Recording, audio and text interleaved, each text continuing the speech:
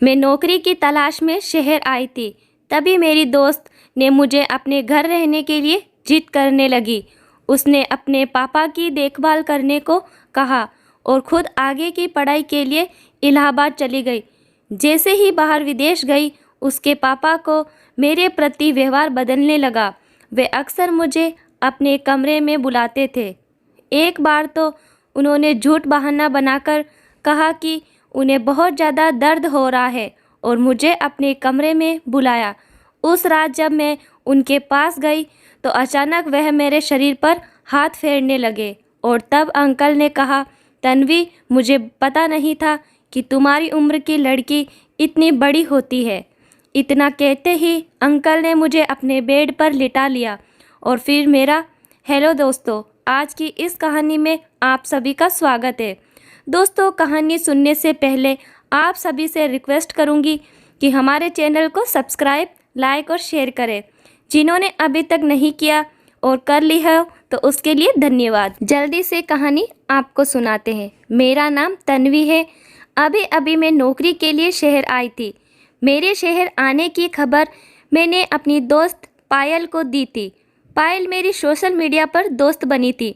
हमारी दोस्ती डिजिटल थी लेकिन बहुत गहरी थी। जैसे ही मैं शहर पहुंची, पायल ने मुझे स्टेशन लेने आई और वहां से सीधा अपने घर ले गई। पायल के घर पहुंचते ही मेरी नज़र एक स्मार्ट लड़के पर पड़ी और मैंने उसे पायल का भाई समझ लिया। तभी पायल ने मेरी गलतफहमी दूर करते हुए कहा, तन्वी, अरे ये मेरे भाई नहीं, ये तो मेरे पापा है। अंकल इतने सुंदर और जवान दिखते हैं कि मैं उन्हें उसका भाई समझ लिया था। अंकल किसी जवान लड़के जैसे लग रहे थे। मैंने उसे पहले कभी नहीं देखा, इसीलिए मेरा भ्रम होना स्वाभाविक था। उस दिन पायल से मिलकर मुझे बहुत खुशी हुई थी। दोपहर के खाने के बाद मैं वहाँ से निकलने लगी क्योंकि मुझे अपने लिए रहने की व्यवस्था देखनी थी। मैंने कहा कि मुझे काम है और वहाँ से निकलने लगी। तभी पायल ने मुझे रोका। उसने कहा, तन्वी, तुम हॉस्टल वगैरह क्यों ढूंढ रही हो? जब तुम्हारा अपना घर है तो तुम्हें हॉस्टल में रहने की क्या ज़रूरत? तभी मैंने कहा, अपना घर? इस पर पायल बोली, मेरी दोस्त, इतनी जल्दी तुमने मुझे पराया कर दिया? अरे मैं शहर की हो सकती हूँ लेकिन मुझे भी दोस्ती निभानी आती है। देखो, इस घर में मैं और मेरे पापा ही रहते हैं। यहाँ तुम आराम से एडजस्ट हो सकती हो। वैसे भी अब मैं आगे की पढ़ाई के लिए कुछ सालों के लिए विदेश जा रही हूँ तो पापा की देखभाल के लिए उसे किसी की ज़रूरत होगी। मेरे विदेश जाने के बाद तुम ही मेरी पापा की देखभाल करना। पायल की बात सुनकर मैं भावुक हो गई क्योंकि उसने मुझे पराई नहीं समझा बल्कि अपनी तरह माना था। पायल की बात समर्थन करते हुए उसके पापा भी बोले, हाँ तन्वी, पायल बिल्कुल सही कह रही है। अगर मेरी पायल बेटी विदेश चली गई तो दूसरी बेटी मेरे पास नहीं रह सकती क्या? भगवान ने तुम्हें सही समय पर यहाँ भेजा है। इसका मतलब है कि भगवान की यही इच्छा थी कि तुम यहाँ मेरे साथ रहो। उनका आग्रह इतना बढ़ गया कि मैं उन्हें मना नहीं कर सकी। 2 दिन बाद पायल विदेश जाने वाली थी। उसके जाने के बाद मैं घर में अंकल के साथ अकेली रह गई। अपने घर की स्थिति को ध्यान में रखते हुए मैंने तुरंत नौकरी ढूंढ ली थी। 22 साल की उम्र में आगे की पढ़ाई करने का विचार मैंने छोड़ दिया था और पैसे कमाने के लिए नौकरी ज्वाइन कर ली थी। मेरे पास इतना पैसा नहीं था कि मैं आगे की पढ़ाई कर सकूं, इसीलिए मैंने नौकरी करने का निर्णय लिया। शहर में मुझे एक ठीक ठाक नौकरी मिल गई थी। इसके विपरीत पायल का भाग्य बहुत अच्छा था कि उसे 22 साल की उम्र में विदेश में पढ़ाई करने का मौका मिला। खैर, किस्मत किसकी कैसी होती है, ये कहकर मैंने अपनी किस्मत को दोष देना बंद कर दिया। उस दिन के बाद से मैं पायल के पापा को अपने पापा समझकर उनके साथ रहने लगी। लेकिन अंकल के मन में मेरे प्रति अनुचित भावनाएं थी जिस पर पहले मेरा ध्यान नहीं गया। लेकिन धीरे धीरे वे सब बातें मेरी नज़रों में आने लगी थी। अंकल शहर में नौकरी करते थे।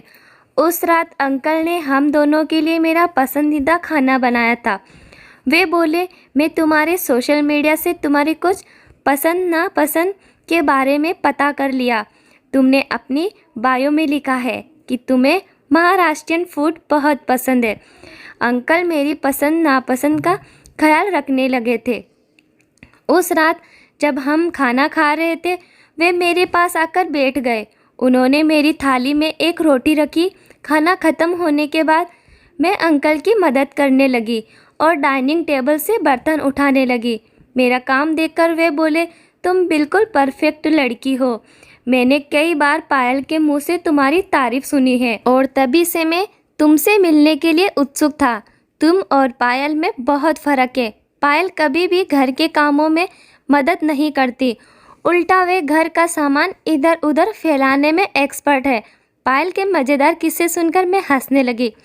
हंसते हंसते अंकल अचानक शांत हो गए।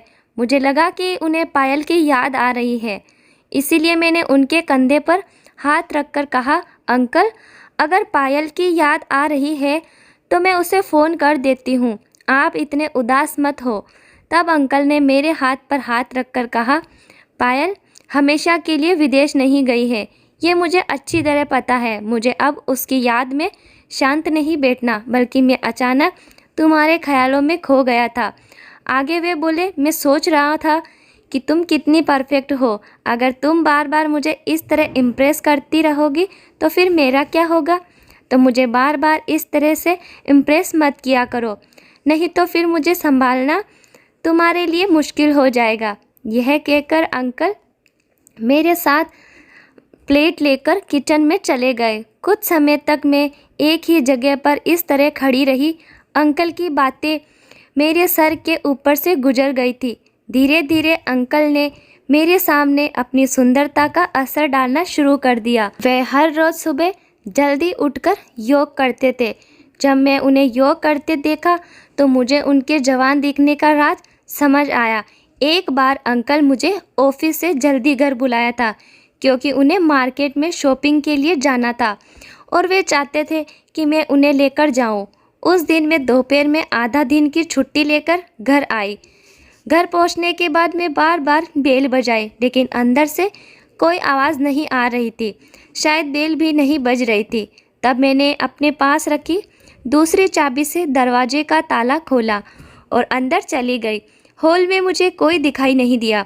तभी मुझे अंकल के कमरे से पानी की आवाज़ सुनाई दी। मुझे लगा कि शायद घर के किसी कमरे से पानी चल रहा होगा, क्योंकि मुझे जल्दी घर बुलाकर भी अंकल कहीं नज़र नहीं आ रहे थे। कौन जानता है कितनी देर से पानी बर्बाद हो रहा होगा और अब और पानी बर्बाद ना हो। इसीलिए मैंने उस पानी की आवाज़ की दिशा में जाना शुरू कर दिया। उस पानी की आवाज़ का अंदाज़ा लगाते हुए मैं कमरे के पास पहुंची, जहां बाथरूम से पानी की आवाज़ आ रही थी। मैंने दरवाज़ा खोलने के लिए हाथ बढ़ाया, तभी अंदर से दरवाज़ा खुला। सामने मैंने अंकल को खड़ा देखा, जो पूरी तरह भीगे हुए थे। उनके चेहरे पर गीले बालों से पानी की छोटी छोटी धाराएं गिर रही थी। उनका वह मोह रूप देखकर कुछ पल के लिए मैं वहीं खड़ी रह गई और उनकी ओर एकटक देखती रह गई। मैं अंकल की सुंदरता में इतना खो गई थी कि मुझे होश ही नहीं रहा। जब मुझे दरवाज़ा बंद होने की आवाज़ सुनाई दी, तब मैं होश में आई। मुझे समझ में आया कि अंकल ने मुझे सामने देखकर फिर से बाथरूम के अंदर दरवाज़ा बंद कर लिया है। मैं वहाँ से बाहर हॉल में आकर बैठ गई। कुछ समय बाद अंकल हॉल में आए और मुझसे बोले, तन्वी तुम आ गई? मेरे कमरे में क्यों आ गई? तुम्हारे बाथरूम में पानी नहीं आ रहा।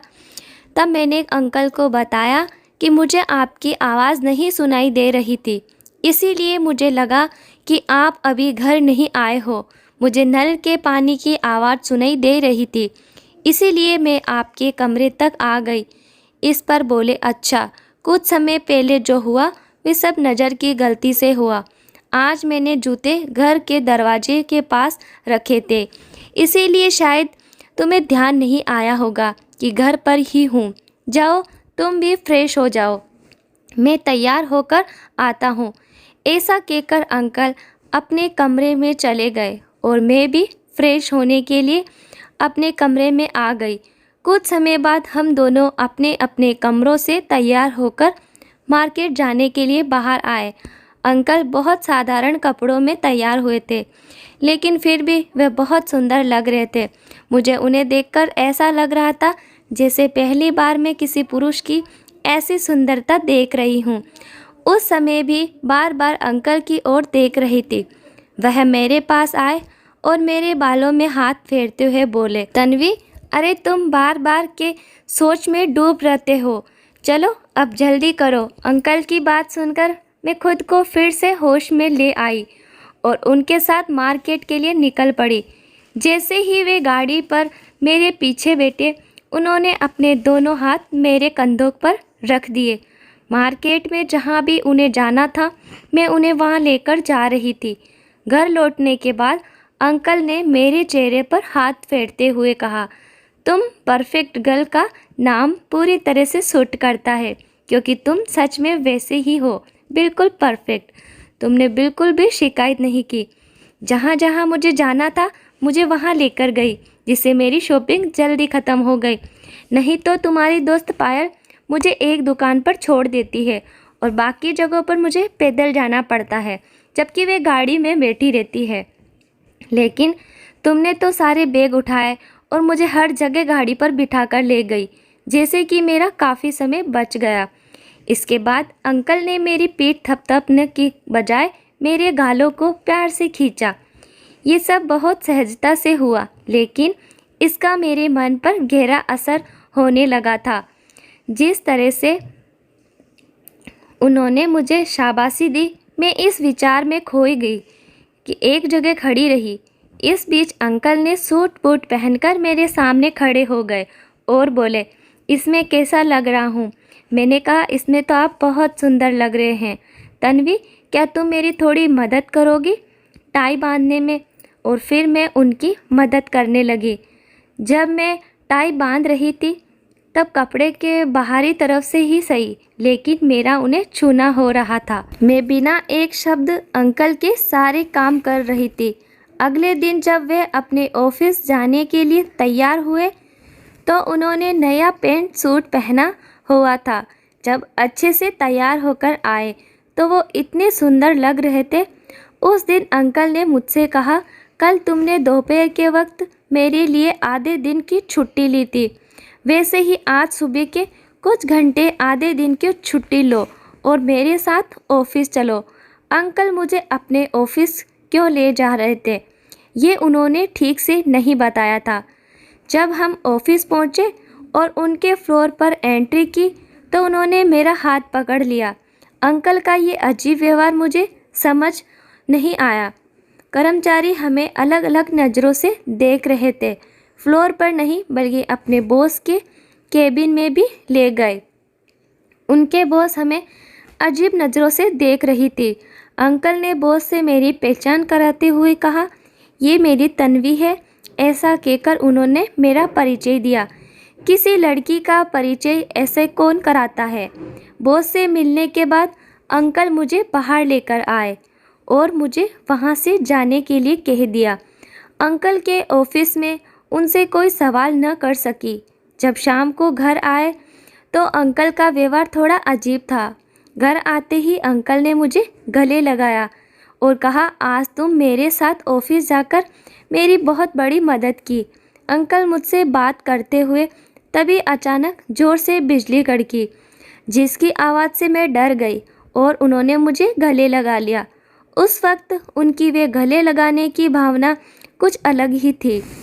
जब बिजली की आवाज़ बंद हुई तो अंकल मुझसे दूर हो गए, लेकिन जाते जाते मेरे चेहरे पर हाथ फेरते हुए बोले, अच्छा हुआ तुम जल्दी घर आ गई। देखो ना, तुम्हारे आने के कुछ देर बाद ही इतनी ज़ोर से बारिश शुरू हो गई। अंकल मेरी ज़्यादा ही चिंता करने लगे थे और उनकी ये चिंता मुझे अच्छी लगने लगी थी, लेकिन साथ ही मुझे उन पर कुछ शक भी हो रहा था। उस वक्त अंकल दरवाजे पर खड़े होकर उत्सुकता से बारिश देख रहे थे, लेकिन बाहर जाने से डर रहे थे। उनके चेहरे से मुझे साफ दिखाई दे रहा था बारिश में भीगना चाहते थे। तभी मैंने उनका हाथ पकड़ा और उन्हें कंपाउंड में ले गई। बारिश में भीगने से डर रहे थे, लेकिन मैं उनका हाथ पकड़कर उन्हें बारिश का मज़ा लेने को कहा। बारिश का आनंद लेते हुए उनके चेहरे पर जो खुशी थी, उसे देखकर मैं भी बहुत खुश हो रही थी। अंकल के बारे में मेरे मन में क्या भावनाएं आ रही थी, ये मुझे भी समझ नहीं आ रहा था। अंकल मानो किसी बॉलीवुड फिल्म की तरह बारिश में भीगने लगे। वे बारिश में मस्ती करते हुए बार बार मेरे इर्द गिर्द घूम रहे थे और मेरा हाथ पकड़कर डांस करने की कोशिश कर रहे थे। तब अंकल ने मुझसे कहा, तन्वी, तुम सच में बहुत अलग हो। आज तुम्हारे साथ पानी में भीगते हुए मुझे ऐसा लग रहा है जैसे मैं किसी फिल्म का हीरो हूँ और तुम मेरी हीरोइन। अंकल ने ये सब बातें की, लेकिन मेरे मन पर इसका असर कुछ अलग ही तरह से होने लगा था। घर में ही घुसते अंकल मेरे लिए टॉवल लेकर आए और अपने हाथों से मेरे बाल पोंछने लगे। तभी हमारी नज़र मिली और अंकल मुझे बड़े ही प्यार से देख रहे थे। अंकल ने कहा, तन्वी, जिस तरह तुम मेरे साथ बातें करती हो वह पायल ने कभी नहीं की। वे तो हमेशा अपनी पढ़ाई में व्यस्त रहती थी। वे बोल ही रहे थे, तभी मैंने उनसे पूछा, अंकल, आपने अपने बॉस से मेरी पहचान मेरी तन्वी करके क्यों करवाई थी? इसका मतलब क्या है? ये सुनते ही अंकल एकदम से चौंक गए और वहाँ से चले गए। लेकिन रात को सोने के समय अंकल ने मुझे अपने कमरे में बुलाया। वह बोले, आज मुझे बहुत डर लग रहा है, क्या तुम आज मेरे साथ सो सकती हो? मदद के तौर पर मैं अंकल के कमरे में सोने के लिए तैयार हो गई। उस रात अंकल के कमरे में सोते वक्त मुझे बार बार ऐसा ही लग रहा था जैसे कोई हमारे कमरे की जासूसी कर रहा हो। मेरी नज़रें कभी दरवाजे पर तो कभी खिड़की पर जा रही थी। सोने से पहले मैंने अंकल की तरफ देखा तो वो मुझे दिखाई दिए। अंकल ने कहा, तन्वी, तुम अभी तक सोई नहीं। मैंने जवाब दिया, मुझे ऐसा लग रहा है कि कोई इस कमरे की जासूसी कर रहा हो। इस पर अंकल ने कहा, मुझे भी ऐसा ही लग रहा है, इसीलिए मैं भी नहीं सो पाया। शायद ये हमारा भ्रम हो। ये कहकर अंकल ने मुझ पर हाथ रखकर सोने की कोशिश की। कुछ समय बाद ही अचानक कमरे की लाइट जल गई और किसी ने पापा की आवाज़ लगाई। इस आवाज़ से मेरी और अंकल की नींद खुल गई। उठकर देखा तो पायल सामने खड़ी थी। वह हमें ही देख रही थी और अपने पापा से बोली, पापा, तुम ये क्या कर रहे हो? तन्वी मेरी दोस्त है, इस तरह की बातें तुम्हें शोभा नहीं देती। मुझे तो आपको पापा कहने में भी शर्म आ रही है। मैंने पायल से कहा, पायल, तुम बेवजह ऐसा मत सोचो। अंकल को तो डर लग रहा था, इसीलिए उन्होंने मुझे अपने कमरे में सोने के लिए बुलाया था। लेकिन जिस तरह अंकल ने मुझ पर हाथ रखा था, उसे देखकर किसी को भी गलतफहमी हो सकती थी। पायल अपने पापा पर अनुचित बातें कहने लगी। उसे सुनकर ऐसा लग रहा था कि वे अचानक घर नहीं आए थे, बल्कि ये उनका कोई प्लान था। मैं पायल से कहा, पायल, इस छोटी सी बात पर तुम अंकल पर ऐसा बर्ताव कैसे कर सकती हो? तुम ज़रूर किसी और का गुस्सा का इजहार कर रही हो। और मुझे ये बताओ, तुम तो विदेश गई थी ना, फिर अचानक घर कैसे आ गई? इस पर पायल ने कहा, मैं विदेश नहीं जा सकी क्योंकि मेरे पापा के पास इतने पैसे नहीं थे। मेरे से पैसे का इंतज़ाम नहीं हो पाया, इसीलिए मैं अपनी चाचा से कुछ पैसे लेने गई थी। मैंने पापा को यह नहीं बताया था कि मैं चाचा के पास गई हूँ। उस दिन जब मैं चाचा के पास पैसे लेने गई तो उन्होंने मुझे पापा के बारे में कुछ बातें बताई जिन पर मैंने पहले ध्यान नहीं दिया था। मेरे चाचा ने मुझे बताया कि तुम्हारे पापा का किसी गैर लड़की के साथ गलत संबंध में है।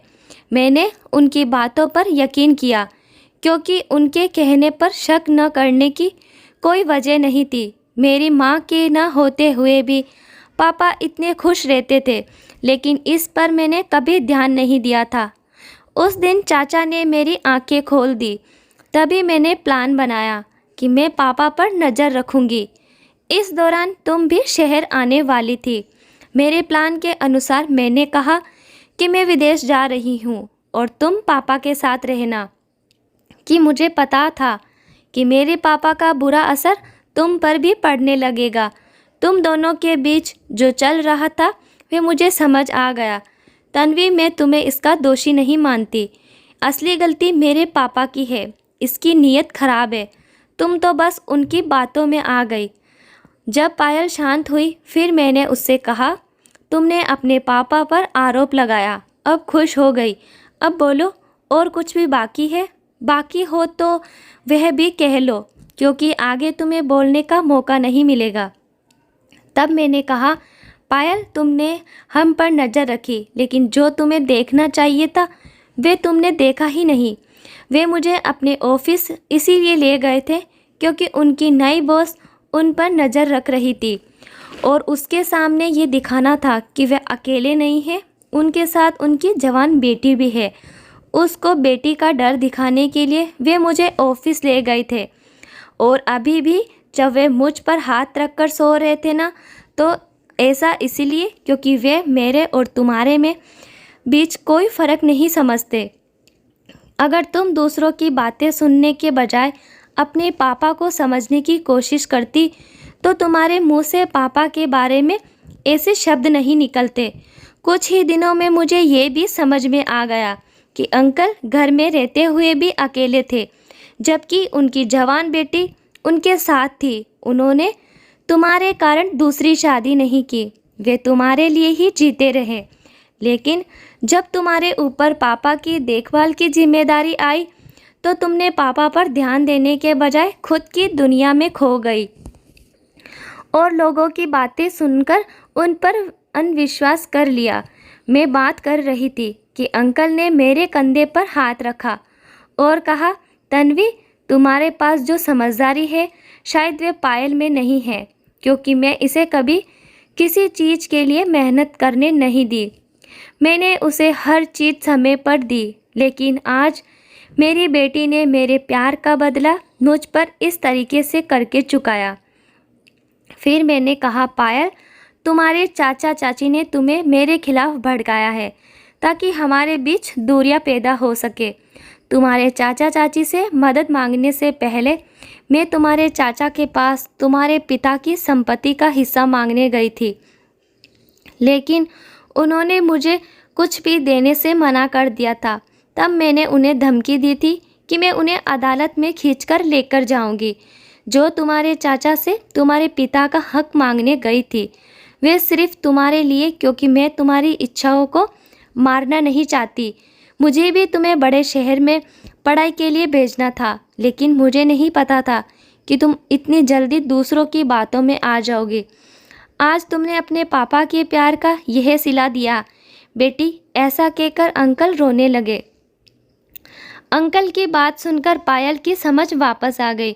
वह दूसरों की बातों में आकर अपने पापा पर विश्वास नहीं कर रही थी और उसने अंकल और मुझ पर भी गलत शक किया। जब पायल को अपनी गलती का एहसास हुआ तो उसने रोते हुए अंकल से माफ़ी मांगी। वे एक पापा थे, इसीलिए उन्हें तुरंत अपनी बेटी को माफ़ कर दिया। माफ़ी मांगने के बाद वे मुझे अपने घर पर रहने के लिए आग्रह करने लगी, लेकिन अब मैं वहाँ नहीं रह सकती थी, क्योंकि उससे बाप बेटी का अपने रिश्ते को सुधारने के लिए समय की ज़रूरत थी। पायल को अपने पापा की ईमानदारी और उसके लिए किए जा रहे उसके संघर्ष को देखने की ज़रूरत थी, क्योंकि उसे अपने पापा की मेहनत की कोई समझ नहीं थी। मैंने बचपन से अपने घर की गरीबी देखी थी और तभी से मैंने छोटे मोटे काम किए थे। दोस्तों, आजकल के माता पिता बचपन की सभी इच्छाएं तुरंत पूरी कर देते हैं और बच्चे उसकी आदत डाल लेते हैं। अगर कभी माता पिता बचपन की कोई इच्छा पूरी नहीं कर पाए तो बच्चे तुरंत नाराज़ हो जाते हैं और उन्हें अपशब्द कहने लगते हैं। इसी तरह की स्थिति से बचने के लिए हर बार बच्चों को सभी इच्छाएं पूरी नहीं करनी चाहिए। बच्चों को ये समझाना चाहिए कि माता पिता दिन रात उनके लिए कितनी मेहनत करते हैं। तभी उन्हें रिश्ते, प्यार और पैसों की असली कीमत समझ आएगी। तो दोस्तों, यह थी आज की कहानी। आपकी क्या राय है इस कहानी पर, हमें कमेंट में ज़रूर बताएं। वीडियो अच्छी लगे तो लाइक करें, शेयर करें, सब्सक्राइब करें। धन्यवाद।